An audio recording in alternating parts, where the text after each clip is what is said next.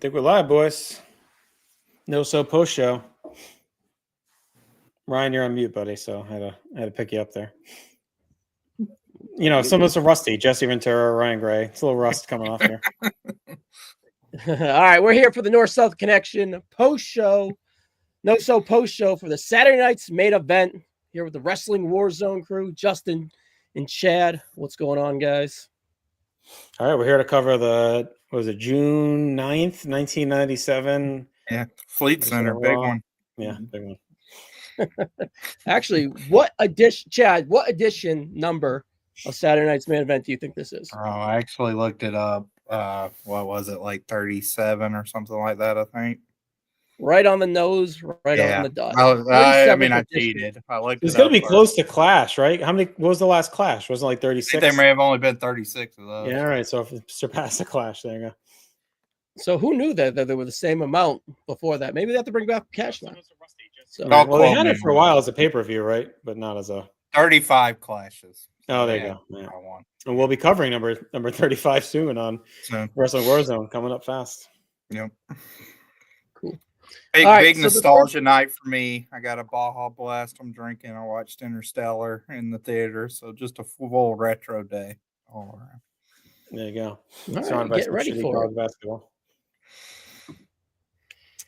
All right, Justin, what do you think about the overall presentation kind of coming into the night, leading into Saturday night's main event? I think they did a good job of letting you know it was going to be a vibe of nostalgia and whatnot. Did you feel like it delivered from that aspect as an overall presentation by the WWE tonight?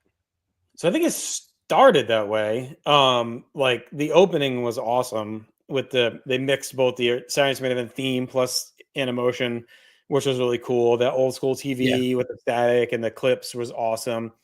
I'm shocked. And, Rossi, I'm blaming him because he had me all hyped in the preview where he said, oh, they're definitely going to do the promos before. I was like, to me, that's the biggest layup. We mentioned college basketball. The Friars missed a lot of layups tonight, as did WWE, I thought, with that. Like, to me, that, and I know they had a lot to get in. And Ryan, again, you talked about this a lot of previews, like adding that fifth match, kind of shoehorn stuff tighter together. But I thought like not doing at least 5 or 6 30-second promos with the and the logos in the background. Like you're talking nostalgia. That's the easiest nostalgia they could have done. And even if at the very least, if you're not going to put them on the broadcast, go live on YouTube at 7:55 or 7:57 and air them there for people that want to see it and get nostalgic. And then you go into the show on Peacock or NBC or whatever. So even if you want to say, okay, we're tight, we don't have time for this shit, like at least do them to get people hyped. Even drop them earlier in the day. Like it just seemed like a real big, easy thing to do that they missed. I thought the arena looked awesome. I liked the entranceway. I liked the narrow entrance with the rails. I thought that was really cool. The red, white, and blue ropes, the referees with the blue shirts and the bow ties, like all that stuff, they crushed it. Joe Tessitore was awesome in the open. I thought he really nailed that. Mean Gene bow tie. Yeah, the Mean Gene outfit on. I thought, Jesse looked great. I know he's older. He definitely struggled a little bit, right? I think you call him Kevin Owen. And missed a few things. But I mean, he hasn't done this in forever. So when's the last time he called a match? Was that Raw, 15 years ago in MSG or whatever? So like and almost probably I think that was December of 2009 or November. So almost to the 15 years, probably to the day almost. So obviously he's not going to have his fastball, but I thought in the match he was good. We'll get to it. But just having him out there adds that credibility that Jesse always brings, name value, presentation, the BOA. So I thought they did a really good job for a company that no longer really has a lot of people around of that era. Like, 2 years ago they do this, they bring Vince out with Jesse, right? Like they obviously can't do that anymore. Like there's no one around to bring out with Jesse. They're all gone, right? Gene's gone, Gorilla's gone, Fink is gone. So Jesse's kind of on an island on his own out there. But Tessitore is kind of a good person to put with him because he's got some gravitas. So I liked that aspect of it. I just thought after that, the nostalgia kind of faded. Like they just went into standard dirty programming, which isn't awful. They're red hot right now. Like I think, our buddy D'Amato was there and he said in the chat, like, oh, McAfee got a bigger pop than Jesse. But I'm like, oh, McAfee's kind of the modern day Jesse. Like he's the guy like that modern fans love. So like, of course he's going to get a bigger pop, right? It's just we're so far removed from Jesse being Jesse in wrestling that whatever, it's cool for us. So I'll give him like a solid B on the nostalgia, because I thought they really leaned in on the music, the graphics, the ring. But I thought like after that first, it's like they washed it in the first 6 minutes, and then they're like, okay, now we're just like it's SmackDown after that. So I thought they could have done a little bit more. I'm not saying we needed video packages, because that's kind of played out too, but like again, I just think the promos could have been a little bit different, and the even down to the graphics, maybe they could have done a little bit like old school graphics or something, just added a little bit more extra taste to it. Yeah, so they have, Chad, anything to add there? I did notice that they took away the prime in the middle of the ring. It was more of an old school presentation for the apron too as well. So Justin pretty much hit all the nostalgia there. Anything you want to dwell on there? What was your favorite part from a nostalgia standpoint? I think the way the building looked was my top thing, just from an aesthetic approach. It looked old school without looking dated. So yeah, I think they did a good job in giving a nod to nostalgia, but it wasn't like it was a relic. So they did a good job there. I agree with Justin's critiques though too, because even like the promos before, like I mean, it feels like McAfee has to give his like entrance on every time he comes back, like we saw it live at Royal Rumble and stuff. I don't. Pop, but yeah, I agree with you. It's been Yeah, redundant. I mean, for me, it's like we might could have shoved that and done the. Right, that's I 3 minutes right there. Like, or you you could even came in live and he's almost at the end of it, so we get it for a second or something. But like, yes, we didn't need the whole McAfee. Was that a surprise too? Because I thought they said Graves and Cole. I don't think they announced it. They let it out, but they didn't announce right. it. Like before, they held everything to the vest. I mean, it's cool that they had him there because he's their big dog. So like, yeah, that makes it feel like an even bigger deal. But to Chad's point, there's your 3 minutes of promos, and just have McAfee be dancing on the table as they come in live or whatever. Yeah, and for once, I mean, like it was nice that I thought Triple H, he didn't make an appearance on the show, so that was good that we didn't get any nod to that. But yeah, Triple H and McAfee to be the two biggest offenders on some of these big shows, and getting an unexpected entrance, and really in the Jesse Memorial pose down spot in the middle of like Mania 5 or whatever, like when McAfee gets his entrance. So. Yeah, we didn't really. I mean, the more I think about it, they're low on people from the Sunday Main Event era. Like, this is not. No, you're not gonna roll Hogan out. Like, this is not even anyone. Well, they brought out Damien at the end. Who's like the biggest star that's still alive from Jake. that era? Probably Jake. Well, Hogan. Yeah, well, I mean that they will use. Besides, well, Jake is obligated to AEW TV. Yeah, he has an AEW. I mean, DiBiase was supposed to be on, right? Was he on? No. I missed like a couple of minutes in the middle. So he was rumored. And they said, yeah, I don't know what happened. I mean, because they even in the opening, which the opening was well done, but they were interspersing like a lot of like the 91, 92 people, like Undertaker, Flair, and Brett, like that was where it was at the tail end of Saturday Night's Main Event. Right. That's the Fox run almost. So that's at the very tail end. That's not what I would associate with like Saturday Night's Main Event. So it feels like we're almost like 10 years too late to do this, right? Like something in 2014 with this level of like intensity of nostalgia would have probably rang better, because you maybe would have had Fink and Piper around. Like you would have had some guys around that they could have snuck in there and made it pop a little bit more. And even Jesse would have been more lucid. Like he was fine, but he's obviously, older now, and like he's not gonna be out there spitting. And even I thought it was funny, even at the end, he's like, he's trying to bait Cole into like arguing with him, and like Cole's just like, "You're right, Jess." like Jesse's like, I call it cheating right away. Well, it's funny because he's like, you call it whatever, I call it cheating, and like Cole's like, "Yeah, you're right." But he's like, he was trying to like get into the gorilla, like, I'm gonna piss him on with you, and defend the heel. He also wasn't trying to give him. He was trying to keep him on that leash a little bit. He didn't want to give him an inch to run him out. Cole with Jesse in the main event felt a lot like how Ross and Jesse would announce with each other. Yeah. Mm-hmm. So. I just don't know who else they could have had with Jesse. I mean, obviously Shivani's not on his way in, so like there's no one else that could have really done it besides Cole, and Cole wasn't. Yeah, I don't think it's even like he's not a guy who wouldn't play ball. I just think he had a different message that he had to get across. Of this is like nostalgia's fun, but I'm here to sell the shit out of this for these new viewers. That felt more like that to me for him. Well, to the nostalgia point and kind of holding back, they do have another Saturday Night's Main Event in 6 weeks. So, could be holding. I don't think they'll be. No, I think it'll fade. I think the nostalgia was for the first one. Usually, well, I'm saying they could bring in maybe like they have a big tag team match and they want to bring in Demolition, and then they bring Demolition to the Hall of Fame in Vegas, right? So that could be they may do a little bit, but I think the heavy nostalgia is going to be gone. It wouldn't shock me if they have a new open that's like modern. Like I feel like they're gonna like touch on it. It's just I don't think they'll do to their point. They should be touching on it. It is 2024. We can't linger in the 80s kind of forever. I thought it was. And a good taste of it. I just wish that they kind of went a little bit deeper with it. I do agree with you there. But all right, so this is the 37th edition of Saturday Night's Main Event, and the first match was Drew McIntyre defeating Sami Zayn in 10 minutes and 5 seconds. Overall, Justin, the first Drew McIntyre seems to be on a collision course with the original Bloodline. He's going after all 5 members, he said, and it was 1 down, 4 to go. So what do you think of Drew defeating Sami here, Justin? Do you feel like it was needed, or I think it the show would have probably benefited from an angle and more like a little, I don't want to say levity, but something to break up the monotony of the 10-minute matches back to back to back with all the commercials. Yeah. What do you think? Yeah, but I don't think I would have taken this one out. I'm going to go full Johnny Sorrow.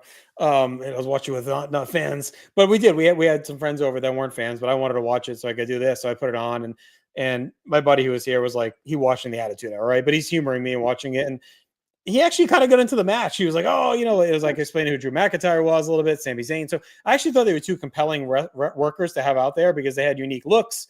Drew's kind of old school, right? So like, I actually thought it was a pretty good opener. I liked it as a match. And I liked Drew going over clean because I think Sami can absorb the loss. He hung in. I thought Drew is a guy that needs a little bit rebuilding after, Punk won the feud pretty decisively. So I actually liked this. This isn't the match I would take out if we're going to start lopping ones off the card. I was just saying, I brought that to the attention because it was the last one added. Right. So yeah. No, I like that they added this. I thought it was perfect in the opener. The only thing you can say is, Saturday's Main Event, the tradition was the biggest match opens and then they taper down. But that's usually because it was at 11:30. So like at 8 p.m., I'm okay with them with a typical structure with building toward the big match at the end of the show. So yeah, at 10 minutes, Chad, I thought this was paced pretty well, presented really strong, and I think they maximized their minutes within it. And I dug the finish to kind of catch Sami in that way. What'd you think of the match here? Yeah, this ended up being my second favorite match of the night. I thought it was a pretty good sprint. Definitely felt TV. Like very good TV. I don't think we have anything that's like a bona fide great match on this card. It was pretty boilerplate. Right. I mean, if you look at the history of Saturday's Main Event, there's not a ton of that anyway. No, to your point, correct, Justin. Yeah. Yes, but with the modern flair of good matches, they should have had a great match. It's a modern. I guess it's kind of like a modern predicament now because that is something that has changed. Back in Saturday Night's Main Event time, especially on WWF program. I mean, you just didn't have competitive matches on TV, so that even having like quasi-competitive matches was a rarity. So that's obviously changed. But yeah, I mean, these 2 guys, they're both obviously well seasoned and could work together. Had a nice sprint, good pacing. A couple things just with the production and whatnot. Like knew they were going to go to break when they started outside, and they did that, but came back in with a hot finish. And I mean, McIntyre's one of my favorite guys in the promotion, easily right now, and Zayn's always reliable. So good match. Yeah. Probably outkicked its coverage for 10 minutes. You could tell right away. I mean, I agree that like if you look at the match times after the fact, like in retrospect, it's like okay, 10, 8, 10, 10, 12, whatever.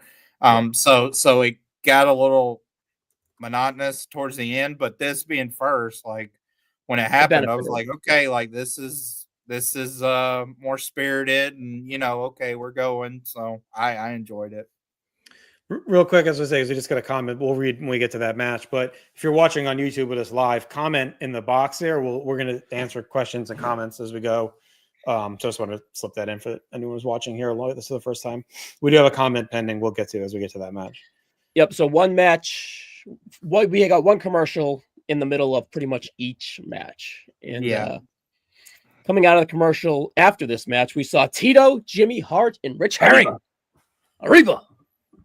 So I mean, to me, Jimmy, like being 80 years old, he still looks really good. With the megaphone and stuff, like he doesn't look that far removed from what we're watching him in the he looked pretty good in the face too, as well, right? Yeah, he obviously had a lot of work done. He looked I mean, I don't know if I should commend him or his plastic surgeon. Well, D'Amato and I met him in Nashville, and that was only 2.5 years ago, and he was still pepping his step when we met him that day. He was super nice. I bet you could have a nice paced 6 minutes match still. Jimmy, sure. Well, I mean, you look at guys like, it bothered me all night with Jesse because I'm like, fuck, like we've lost so many years of this guy where he could have been doing this stuff. Like for whatever reason, obviously the feelings are the feelings, whether it's Vince or whatever, but it's like this guy, I mean, he's been out of politics forever. He hasn't been doing anything besides the conspiracy shit. It's like he could have been part of WWE family for the last 20 years, popping in for big shows when he saw his fastball a little bit. Like, I would love if they brought him in on big shows like the Netflix Raw, bring him in for one match and like let him call. He doesn't need to be there the whole night, but like it would add a lot of cool vibe to the show to have him like this special, voice or special guest, or have him do interviews backstage for big shows or something. Like he still brings that gravitas to it. You think about like how bad some of the commentary teams were like a decade ago when you had like Stryker, Saxton, like all this. Like, oh my god! Like sometimes you put on those Royal Rumbles and you're just aghast at who's calling like the 2017 Royal Rumble. You're like, oh my god. Yeah. For sure. All right. 9 minutes and 5 seconds. Liv Morgan defeated Io Sky. I like the video package where it was like accelerated at, I guess I'm thinking like 90 seconds leading into this match of this is Io Sky, this is Liv Morgan, and this is why this match is going on. They should kind of steal that formula for PLEs, to be honest. But I think it benefited for this match, especially bigger on this because you're catching people that weren't normally watching on, flipping through NBC or and whatever. And a timely factor, most importantly, too. Yeah, for sure. Yeah, I thought that was really, really sharp to do it. Yeah, but unfortunately for me, I think if we were talking about cutting a match, and we agree we don't want to cut Drew and Sammy, I'd probably cut this match. But I understand why they kind of did it. Liv Morgan, your champion for months and months leading in here. Io Sky, probably your best in-ring wrestler. It was pretty much an advertisement as for Liv Morgan, and I felt that they had a Madam 2.5-star match. It was pretty good. It was this fine is where we could have had the nostalgia. Like this was a nostalgia spot right here. What they could have done, and I honestly think like I know the point with Io being the best worker this night, but I actually think this hurt her a little bit because like she kind of lost pretty easily to Liv. There was no real nonsense. It was a decisive finish. Yes, I meant to mention. So like that. I was like, like you could have maybe used Dakota Kai here for this, or something else, right? And then if you don't do a match here, you can go one of two ways. You could do a podium interview with Tessitore or Jesse. That would have been cool, like out in the crowd, and have Rhea come just like stare her down, or do a body shop, dude. Have Jesse do a body shop. Or go off campus, right? Saturday Night events, the early Saturday Night events always had like the local skits going on, the water park, the zoo. Like you could have you could have walked in these fucking drones in New Jersey, or like they could have been outside, like Dom trying to track down the drone. To D'Amato's backyard. Yeah, or kind of cook out at D'Amato's house. Dom and live at like a Christmas market or something. Yeah, or a Christmas party. Like, we're going to a party. They're dressed up, and Rhea's there and fucks them up. Like, yeah, they could have done something like that. Would have been better. And then you protect EO. You grab some time back on the back end, and you still have the whole point of this was to have Rhea stare down Liv and to get the feud across. And viewer Logan James, I'm going to shout him out, says, sure Rhea is going to win the World Championship on Netflix after EO showed up. And then EO and Rhea face off at WrestleMania 41. So that's his thought on it. The way they did that belt stare off, it's crazy to think they're going to keep this going until late April, but that felt like a Mania preview. It feels like Netflix. Me. It feels like Netflix. You think Netflix? You think Rhea wins it? Yeah. Or honestly, the next Saturday night's main event, this could be the main event. Or yeah, again, if you think back to those old Saturday Night events, they lived in their own world. Like shit would happen on one, and then a month later they'd be recapping. Oh, this comes from last month, right? Not Superstars or Challenge. It was like last month the Saturday Night event. This as happened. We think now this through is it, happening. That's probably it, Justin. Yeah. Yeah. So they fight there. Yep. Yeah. Chad, any thoughts on this match? I don't. I'm not too high on Liv Morgan. I didn't think this was her best performance. I will say she did look and feel like a star, and that was probably the goal of the night. Yeah, I think that's something I disconnect with, just because even with that, like I just don't, I guess, believe in her as a big star. So that's the problem. I thought EO worked well. Yeah. There's a couple of aesthetic things even at the end that bother me. Just that's my old guy complaints, like Rhea doing her pose when she comes out for the stare down and like the stomp in the back. It's just shit like that drives me nuts, because it's just like, if you're that angry and you want that revenge, like, don't do your right. like, She just stepped up and that was- shoved yeah, Liv just come out or attack. I mean, I don't But know. even Liv like didn't back what are down. we Like waiting on?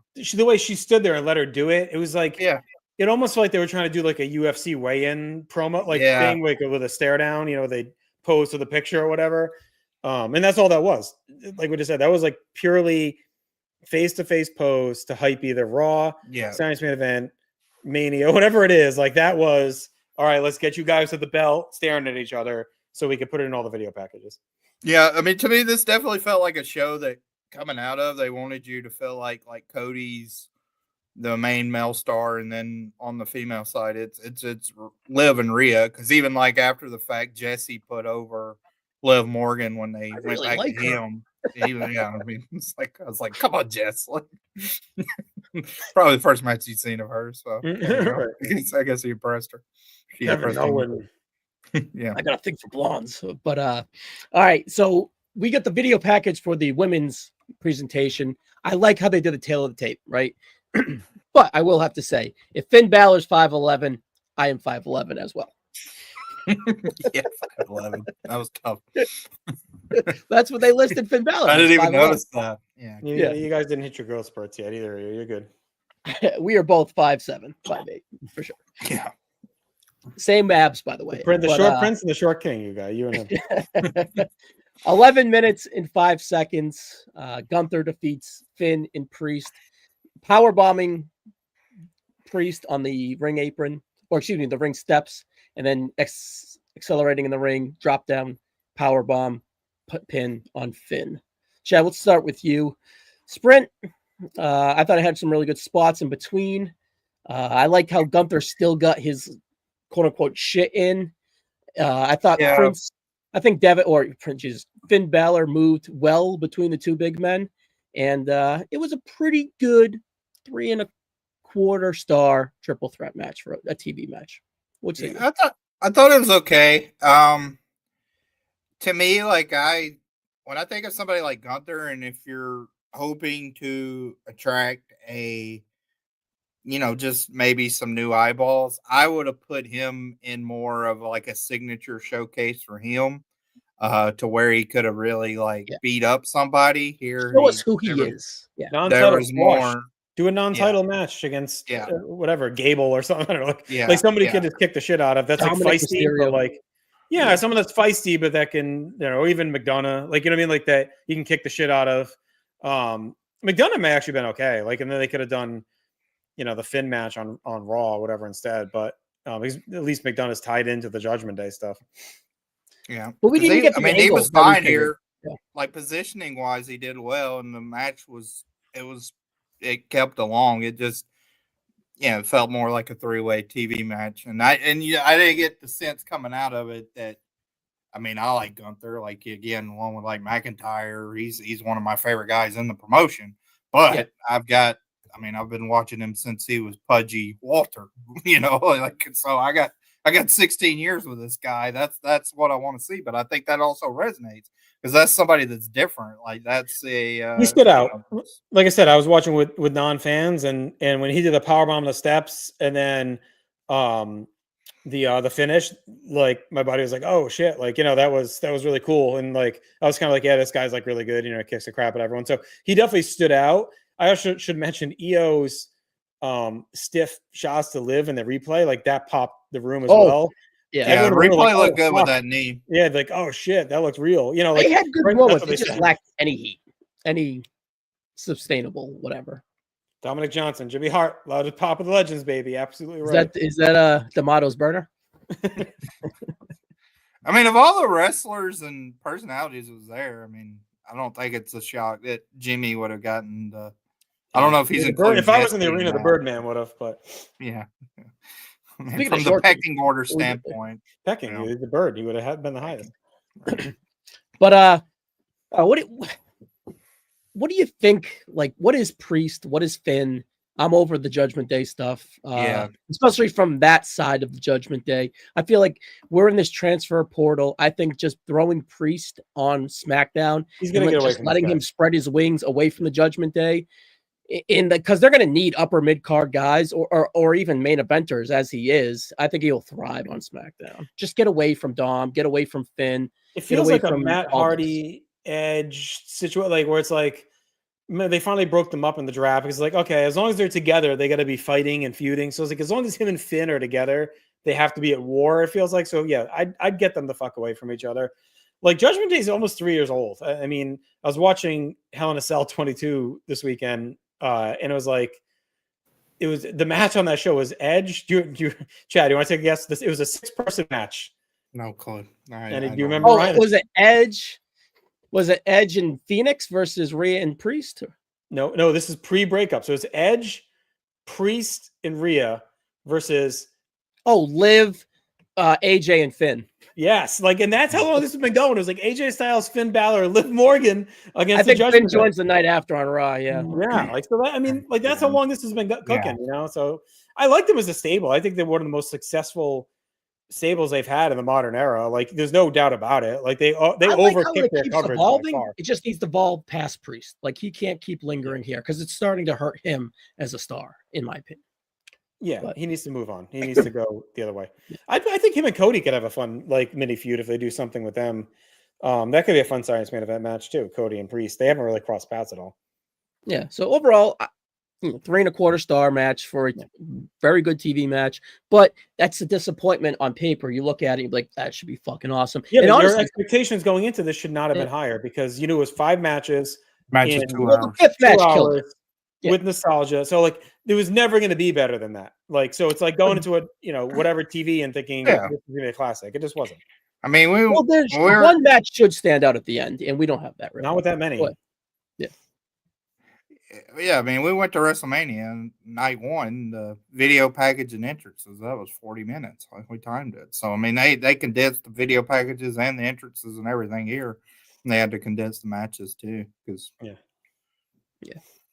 All right, so the highlight of the night for some people was 8 minutes and 8 seconds. Chelsea Green defeating Michin to become the first United States Women's Champion. Justin, what do you think of that finish? She's over huge with everyone. I adore her. I think she's awesome, but this match was brutal. Well, the match on SmackDown was rough too with Bailey. I mean, not Bailey. Well, yeah, Chelsea fought Bailey on SmackDown, right? Yes, it was Yeah. same So that vibe. was rough Before the too. That was rough. commercial, brutal down the stretch. The eagerness for Chelsea to win helps the match. Yeah, I mean, she's not a great worker, but she's got an amazing presence and a fantastic character, Yes. and knows how to carry herself like a star. And you could say she's married to someone very She similar. has it. Right? Yeah. Married to someone very similar, right? Kind of a presence quality over a in-ring quality. And she was the best choice to win this tournament. Bailey's been there, done that. I like that they gave Michin the push because it was different. It was like, okay, it's not the same old fucking 4 women. like, hey, this is a fresh match, like in a big spot. But I will say the only thing is with Michin, you knew Chelsea was winning. So I think it took away some of the surprise factor. I probably would have done Bailey here and had Chelsea get the win over Bailey on the big show. But again, I'm not going to begrudge them trying to do something fresh and give Michin the spot. Like, fine. Chelsea beating her could go over strong. But then again, she beat Bailey clean. So whatever, she was going to beat Bailey clean anyway. Why not do it here? At least it would have been more of a surprise. Because if you come into this show with Bailey in that spot, you think 100% she's winning. You're like, oh, Bailey's definitely going to win. They're going to give her the first ever U.S. championship to, add to her resume. So I do think they telegraphed it a little bit because I did like no way Michin was winning. Her, Candice, like one of them was never going to win this thing. So I don't know. I thought Michin had a legit chance. They like her, and she Oh, does come do. on. She They was not do bad. like her, and she does do a She's good not job. gonna be the inaugural champion. No way. No, No. but At when least she with was her Bailey, you Chelsea, she can was use the Harley Race. You know, like Harley Race was the inaugural U.S. Men's Champion, and he was kind of, yeah, he'd but been a world Chelsea champion. Green, your inaugural champion. It's the Well, hunky. she's Oh a well, favorite character. I can critique that too, but I'm saying of the two, like I would have put it at 97% chance that Easy. Yeah, she was easy. winning. Yeah, but overall, brutal Especially in match, Long especially Island. right. Yeah, I like. By the way, the gear was fantastic. An homage to her husband with the one-legged, and then the cut off at the Yeah. as I mean, as the in Long trunks. Island, she was not losing that match. Like she was nuts. And we know, like, obviously the regime fucking loves her, hindsight right? over here. Fucking Like, Picasso over here. Oh yeah, 100%. no, I would have said that before the show too. There was no chance Yeah. Michin was winning this match. I couldn't believe she won last night. Yeah. But overall, great moment. I don't know about great, but fun moment and well deserved. Well deserved. Had anything to add here? I would have kept this match over the EO match. Oh yeah. Just because of the moment in the history. I would have kept it. It's a bad match though. I think I almost think Chelsea's in the wrong role. Like she should almost be like the managerial role to like Piper Niven, and Piper should be more the worker of that duo to me. But it's just I don't. Or just bite the fucking bullet and bring Cardona in finally and put her with him because Yeah, you they can get do the that chemistry, too. you know? It's just weird. This is one of those weird things. It's like because I mean she's healing it up, but not really either. Like She's over I don't enough. know. Yeah, she's gonna turn face. She's a face, basically. I mean, Yeah, but that's what's frustrating because it's like if we'll get to like we can compare because this next match like Kevin Owens like he does some stuff obviously that like nods into nostalgia like with his shirt that's like okay that's cool but like when he gets in the ring like he acts like a heel and if he's a heel he wants to get that reaction so he riles up the fans. Chelsea just doesn't do that. Like she when she won like yeah she did her like beauty queen wave and all that was on Piper's shoulders, but she was wanting cheers from that crowd. Well, in her head, she's a baby desired- face. In her head, she's a baby face. I think they want her to be a babyface anyway. I think she's turning anyway. But that's a meta problem then. So if in her head she's a babyface and the fans are reacting to that, then where's your presentation building to her getting like from a viewer standpoint, she's supposed to be inflated on what her projection is, but she's getting her desired reaction. So who's the sucker? You know what I mean? Like, is it the fans? Is it the promotion? It's one or the other. I mean, because she's working as a heel still. So yeah, honestly, I wouldn't change much with her. She's over as hell. I don't know that. I just don't think she's that over. I don't think she is that over. Like during this match, it was not. Did you hear that pop when she won? Like, yeah, but of course, like any finish is going to have a pop, especially for like a new champion that they're going to inflate. During that match, it was quiet. It was not very loud. There was not much investment in that. Now that could be what's going on between the bells, which is not great. So that's part of it. But I don't think like with Liv Morgan, I see it more of like I just don't get it. Like that's a me thing. With this, I think she's a nice like Chelsea Green is a nice like niche character or stuff like that. Now she has the secondary belt, which a secondary belt is what it is.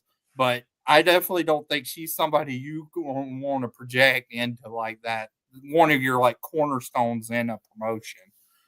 So we'll see. Yeah, I think it's I don't see it. I look at it as mid card. I think it's honky. It's fun. Well, that's what the U.S. title is. It's not like this was the world title. It's Santino nowadays. Yeah, right? I mean, if it was the world title, it would have been a different story. I think Yeah, the U.S. belt and the mid card for a little bit, like gets it over. I don't know what the hold up with Cardona is. Like, I feel like for 2 years ago, you're supposed to be at the friggin' Rumble. Well, he's in AEW right now. Like, why? He should be there with her. Facing Jericho on ROH. I don't know. All right. Before the main event, well, first of all, it felt like 20 minutes is way too long for the end of this match to end bell time, leading into a 12-minute and 3-minute main event, right? With a commercial break in between. Yeah, picture in picture, but presenting your main event going 12 minutes and then leaving a 20-minute gap is frustrating from a viewer standpoint. I'd rather get in the ring, get to a bell, have a nice hot sequence, then do the commercial, and then give us like 10 minutes of a go home there. I thought use that time for the fucking promos before the show that we wanted. This match would have benefited from that, but they got to make their money and get their time. But before this, we would see Hammer and Coco. Finally, I'm a little disappointed that we didn't get a Tito and Hammer face off. That would have been fun. I thought Triple H would have thrown us a bone on that one as a history buff, but they refused. Yeah, I mean Hammer wasn't with Jimmy either. So yeah, that would have been good too. Well, they even said it too. They're like Jimmy, the manager of the Great Hammer Valentine. I think they thought they were going to show him because they mentioned him during the Jimmy part. Yeah, weird. Well, hopefully get 2 paydays out of it, but it was good to see Hammer. Coco, what was up with the little hurt arm or something? He had a wrap on. I don't know. Did he get into a scuffle in the back? Frankie 2.0 bite him or something? Like what's going on? Sprained wrist doing the bird. Oh, he burned too much. All right, so yeah, some Ghostbusters backstage. All right, Justin, the finish. Cody Rhodes defeating Kevin Owens 12 minutes and 3 seconds. Too long leading into the bell. Chad, you hinted about the presentation of KO. What are your overall thoughts on the finish here, or the conclusion of this match? The result, Justin. Well, we didn't see the true conclusion, so I'll just throw that out. After the show, they posted it. Owens attacked Cody. Cody got stretchered out, and Owens and Triple H argued. So I thought the match was very good. They did a great job. Some of my only issues are the usual suspension of belief with some of Cody cutters and stuff like that, right? Like it's like Owens having to lean forward and stuff, but that's a larger problem. The RKO on the table is cool. My son, I haven't really introduced much to wrestling yet. Like he knows some of them just through like TikTok and YouTube shorts and stuff. So he knows like Roman Reigns, he knows Cody Rhodes. So he watched this match because our friends left and he was sitting up still. He's like, I'll watch Cody Rhodes. And he was asking me a lot of questions. He was pretty engaged in it. So that's gonna bring it into my Johnny Sorrow stories of the night. You are going full Johnny Sorrow. But Cody was did your nephew run in and all? I will. No, they closed the garage door. I will say that Cody was engaging to a 10-year-old, right? So like he was like into Cody, asked a lot of questions about Cody. He didn't until the end of the match ask Kevin Owens' name. So like, but he was all in on Cody. Like he goes, oh, does Cody? Is he stronger than everyone else? It seems like pain doesn't bother him as much as other people. Like, so he was mentioned the neck tattoo. He was very into Cody.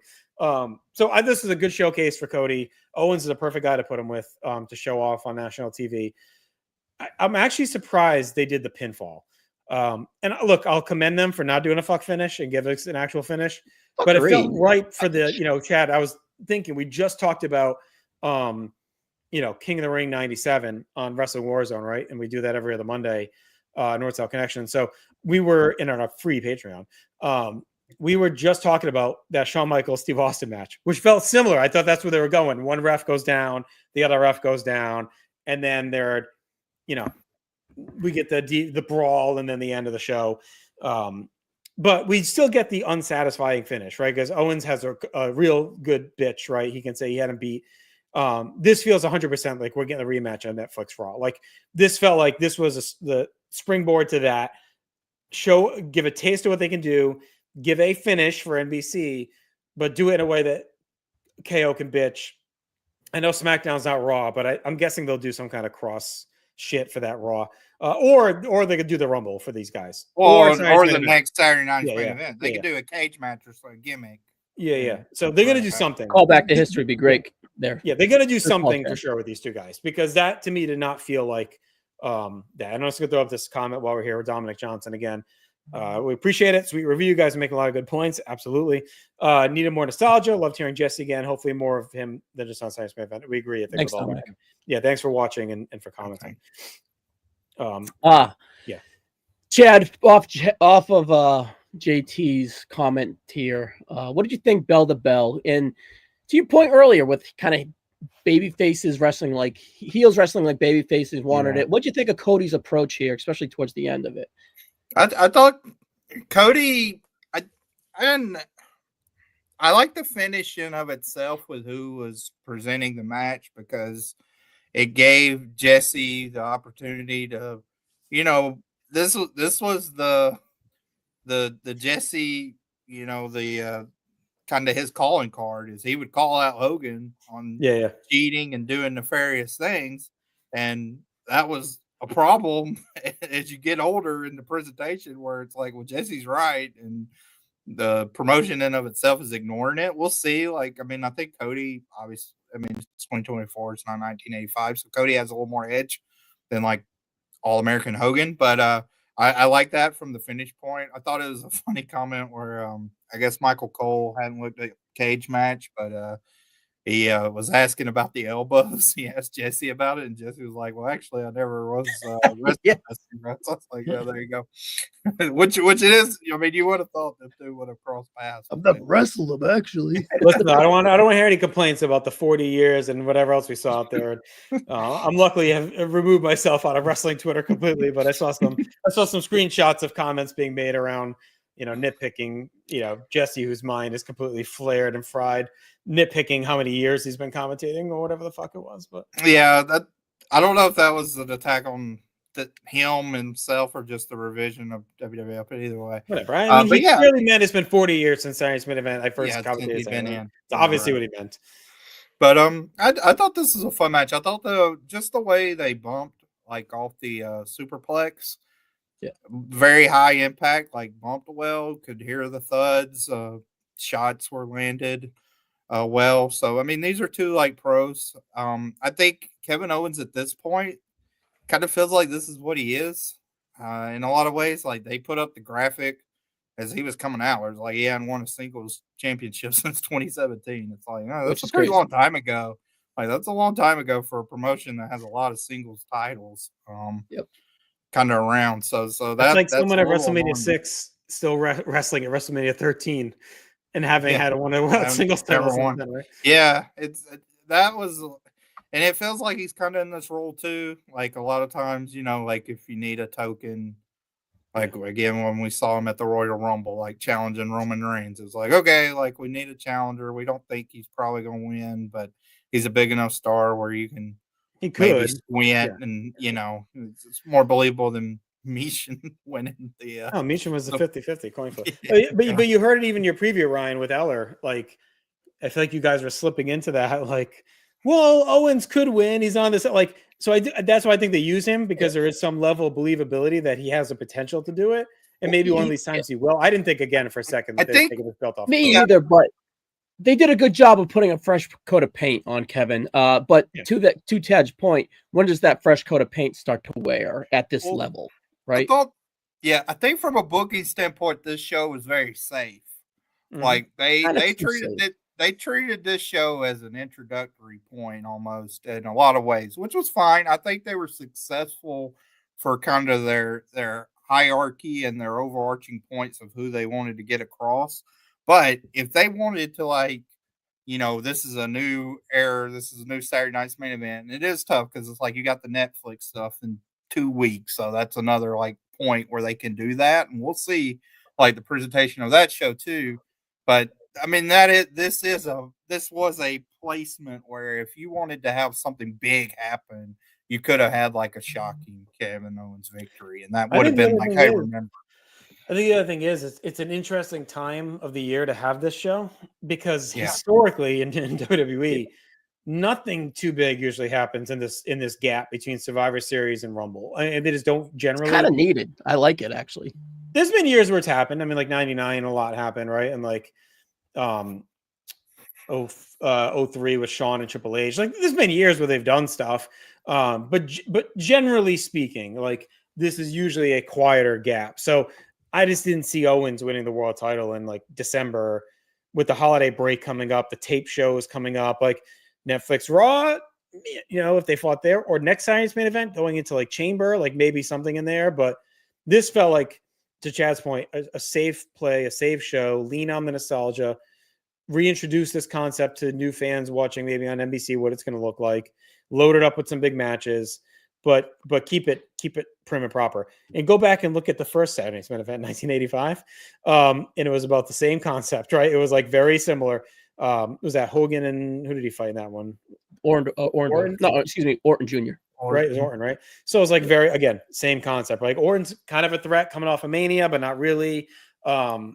and I think there was a tag title match maybe on that show. But either way, there was not a lot of there was stakes, but there wasn't a lot of like big things happening, right? It was more about introducing the concept or live on NBC. So, and those weren't live, but so I think that's what they did here. We'll see if they use it as a tool beyond that going forward. Have they said how many of these they're going to do a year? 4 a year. 4 a year. And NBC are picking the dates. Right. That makes sense. Yeah, I mean, and when's the next one? 6 weeks, you said? So that'll be what? Right around. The next one's a week before Royal Rumble. And that'll be right during the. Which is weirder than this date here, honestly. Yeah, calendar wise, they're kind of in an interesting spot because between now and the Royal Rumble, you have the two of these, the Netflix Raw, and then the Royal Rumble. So that's, this and the Netflix Raw are two kind of like new reintroduction spots, and then you have traditionally what's your second or third biggest show of the year too. So it's kind of a lot of mouths to feed, and in some ways this did a good job of that. Like we had zero bloodline on this show, like that, none of that, no pomp, not even mentioned. I don't think so. And I think that's the positive trade-off of the limited cards that they do now for the big shows, because having this much content, when you were ramming 13, 12 matches into a pay-per-view, or if you go back to like 18, 19, like every show has everyone, and they're so freaking long, like 4.5 hours, 12 matches, like slim it down to 5 matches.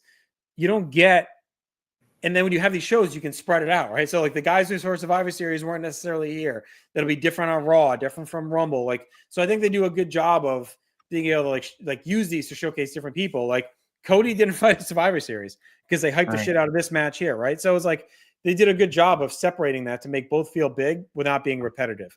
Because 5 years ago, this card would have been probably the same fucking thing we just saw at Survivor Series, right? It would have been a rematch here of this and rematch of that. So they're doing a good job of keeping it different. And Netflix Raw is probably going to have different stuff from this. And, it's a good approach. Yeah, we know like with the Royal Rumble, the draw of the Royal Rumbles, and we talked about how the title matches can feel secondary on those shows. So I think if you want to run back Cody versus KO in a gimmick on the second Saturday night's main event, that's a good landing spot to have that blow off there. It's a big enough match. It's the second one, so it's. So do you leave Cody out of the Rumble though? Off the Rumble? I think you can do that. I don't think you have to.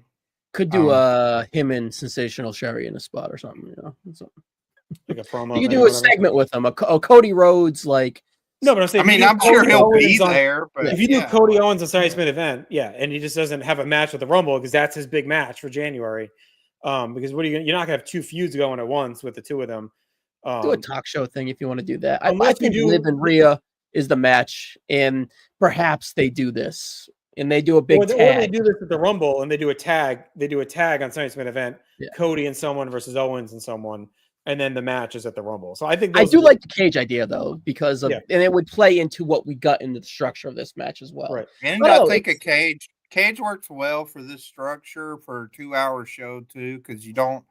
I know that the sales have gotten a little drawn out, but traditionally, like old school cage matches, somebody's like a blue one and be nostalgic. It'd be fun. Do a quick 10-minute, 12-minute cage match that's intense and a nice brawl, and then just be done with it. Yeah, be a good blow off.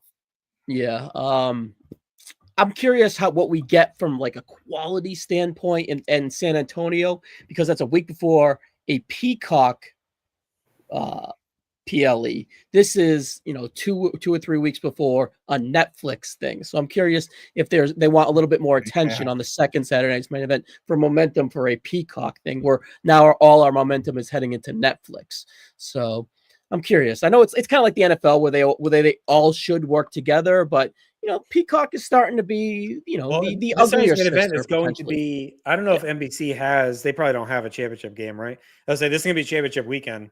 For the Saturday Night event, like this will be Saturday. The games will be Sunday. No, because the Rumble would be the weekend between, right? Oh, it doesn't matter. Yeah, because it's set. Yeah, it's set. It would be Fox and CBS. Yeah, so I'm just saying it would have been cool if they had some hype going for one of the games. But yeah, I'm sure they're Fox and CBS. It's actually really good timing. I'm interested. I kind of like it, to be honest with you. It's very old schoolish. It's a great sports stretch that year. It's like a showdown, an old school SummerSlam showdown slot, right? So, all right, guys, we had two people in house. Yeah. We had two people in house, and they gave me some texts from the live experience. First, me and D'Amato. The crowd is lit. Everything is even. Everything is even through the matches. Most predictable. 0.0 fans rooting for Michin. And he predicts that this might be a KO crowd. Results, and this is after the show. Results were predictable, but all stars for nostalgia and presentation. Streamlined entrances and matches times were welcomed as opposed to the usual lengthy PLE times. Hottest Nassau crowd ever, D'Amato says. He's been a lot of shit in Nassau, so. Yep.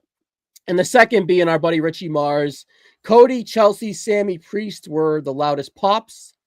There was a light blinding a portion of the audience and chanting the light to turn off. That's a tradition. That's the new CM Punk chant. That's been going since at least 35. I remember that chant. Yeah, Orton and AJ were fucking hampered by that big time. And then he said A-Town Down Under and Modi City Machine Guns were the dark match, and the Machine Guns won in 8 minutes. So that was the live experience from two no-so friends. All right, very good. All right, it was a lot of fun. I mean, the show was fun to watch. Like, I'm happy they're doing these. We know WWE's on a heater right now. So they have a nice blend of old school respect and nostalgia with the new school product. So this is a good time. We just talked about a good time of year to do it. A little bit of a downswing post Survivor Series. Now we get the holidays, ramp up to Netflix, and then into Rumble. And before you know, we were talking about it recently. It's like Mania season is coming before you know it. Elimination Chamber is going to be huge too, in the Roger Dome or whatever it is. Yeah. Cowboy Dome. So listen, stay tuned to North South Connection. If you've watched us, thank you so much. If you commented, I want to thanks Patrick Fenton, Dominic Johnson, Logan James. Be sure to subscribe because Mania season will be blowing it out just like we did last year. We had a shitload of content, some fun stuff planned, all our usual stuff as well. There's two places to subscribe: YouTube for video, and on all podcast applications, just search North South Connection for the audio, and you can find us there. And the chat and I have an absolutely free Patreon, Wrestling Warzone. We're going through the Monday Night Wars. We started in September 95. We're in June of 97. And we don't just give the high level. We're deep in the weeds, covering every segment, all the minutia of those, some newsletter notes as well. So it's a lot of fun doing that show. We're in probably one of the best periods in wrestling history to be covering in the summer of 97. So we'll be diving into that. And of course, Ryan will be here with his usual current day coverage, does previews for all the PLEs, does post shows. I'm sure we'll do some Netflix Raw stuff, and then definitely will be blowing it out for the Rumble as well. So any final comments from you guys before we wrap up? I'm looking forward to seeing what they got, and I want to see I'm more looking forward to what they kind of prioritize from a match standpoint, because I think that's interesting leading here. A lot of new, a lot of old, and I'm kind of a lot of masters to serve. So I'm curious what they go about with that. All right. So for that, we're gone because I ain't got time to bleed. I'll talk to you guys later.